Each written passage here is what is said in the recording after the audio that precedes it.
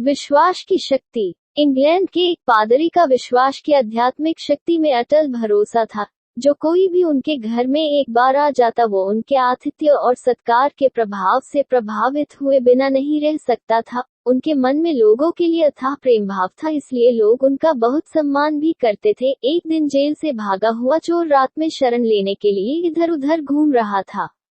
उसने देखा कि पादरी के घर का दरवाजा खुला हुआ है, इसलिए वो उस ओर चला गया और पादरी के घर में प्रवेश कर गया। पादरी ने उसे देखते ही उसका अभिवादन किया और उससे कहा, तुम्हारा मेरे इस घर में स्वागत है मेरे भाई, लेकिन तुम ये बताओ तुम कौन हो और यहाँ क्या करने आए हो। इस पर चोर ने सफेद झूठ बोलते हुए कहा, फादर मैं एक मुसाफिर हूँ और रास्ता भटक गया हूँ, सो इधर उधर भटक रहा था और आपके घर का दरवाजा खुला हुआ देखा तो इस ओर चला आया। क्या मुझे सिर छुपाने के लिए जगह मिल सकती है? मैं सुबह होते ही यहाँ से चला जाऊंगा।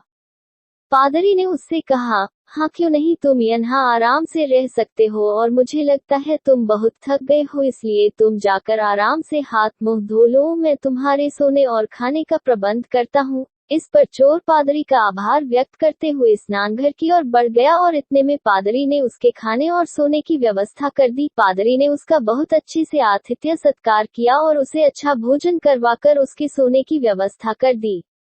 रात को सभी के सो जाने के बाद चोर के मन में चोरी की इच्छा जागृत हुई और उसने पादरी के घर से सोने के 2 दीपदान चुराकर वहां से निकल भागा। रात में पुलिस उसकी तलाश में ही थी, सो वो पुलिस के हत्थे चढ़ गया तो पूछताछ में उसने बता दिया कि मैंने ये पादरी के घर से चुराए हैं। इस पर उसे पादरी के सामने लाया गया तो पादरी ने पुलिस वालों से कहा, आप कृपया इन्हें छोड़ दीजिए, ये मेरे घर में मेहमान के तौर पर आए थे और मैंने ये दीपदान इन्हें उपहार के तौर पर दिए हैं। इतने में चोर के ज्ञान चक्षु खुल गए और उसे अपनी भूल का एहसास होने लगा। पादरी की उदारता देखते हुए चोर के मन में पश्चाताप होने लगा और उसने माफी मांगकर कभी फिर से चोरी नहीं करने का वचन दिया। अगर आपको वीडियो अच्छा लगा तो सब्सक्राइब करें और शेयर करें एजुकेशन स्टोरी।